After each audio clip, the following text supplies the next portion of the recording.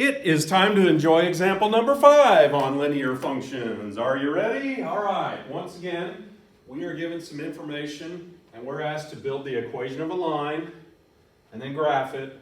We want the line to pass through these 2 points as it says in the example. So again, read the example before you watch each video. Again, these have been uploaded to you. So, well, how in the heck are we going to do this? Again, I go back to the template. We know that y equals blank x plus blank in that box that wants the equation. That's going to look like that, isn't it? Okay. Now, to me, the challenge, if it exists, is to figure out how to get the slope. If you notice here, they gave us 2 ordered pairs at the outset of this question, x1, y1, x2, y2. So I hope you go, okay, we're at step 2 here, basically. And we can use the definition of slope that we enjoyed on example number 18 to find m. And that's what you would do on this one. So there's a little bit of detective work here. Let's see, y2 minus, all right, be really careful. Whoop, whoop, be careful. The definition says minus and then y1. And y1's a negative number. So wouldn't the minus in the definition followed by the negative make that plus? Minus negative, be careful there. And then x2, which is negative 5, minus x1, which is 10. Do arithmetic here. That would be negative 9 over negative 15. I would suggest you reduce that fraction as you should always do in life, right? Hey kids, always reduce your fractions. Let's see, a negative divided by a negative is positive, and you can cancel a common 3 out of there. I think that slope would reduce to 3 over positive 3 over 5. All right. Hey, I'm going to start solving the puzzle. The slope is 3 over 5. 3 over 5. Ding! Put that in there, right? Puzzle. M. Find m. Once you find it, stick it where m belongs. M goes in front of x, doesn't it? Okay. How do you find b? I'm going to do that the same way every time.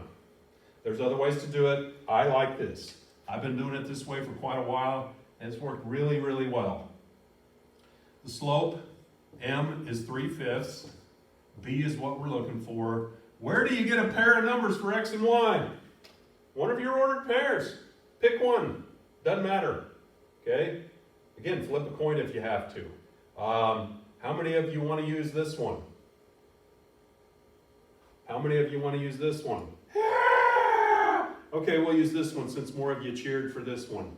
All right, so x would be negative 5 over 1, by the way.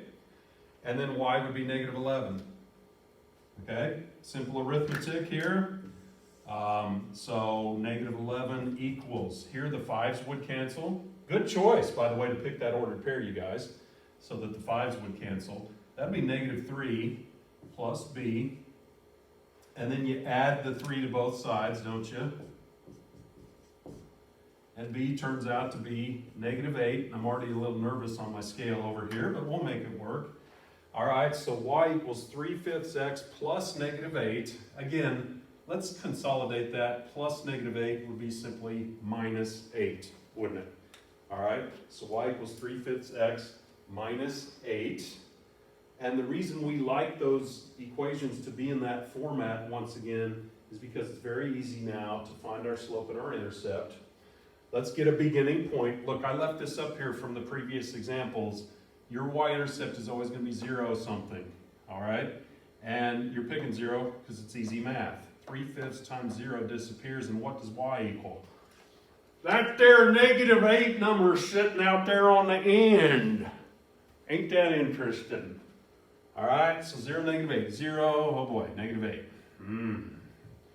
1, 2, 3, 4, 5, 6, 7, 8. I barely made it, all right? 0, negative 8. That's called the y-intercept because notice these beginning points are always on the y-axis. All right? And then your slope, as determined earlier, is 3/5, which would be up 3 and to the right 5. So from that beginning point on the graph paper, we'll count 3 up, rise 3, and to the right 5. They're both positive numbers, right? So a positive rise would be up and a positive run would be to the right. And then we got our line here. Your graph paper will be better. I have all that board space over there off camera that I wish I could use, so I'm having to squeeze these in, but we're adjusting, aren't we? And we're making it. We can do it. right? So that's that example right there. Good job, you guys.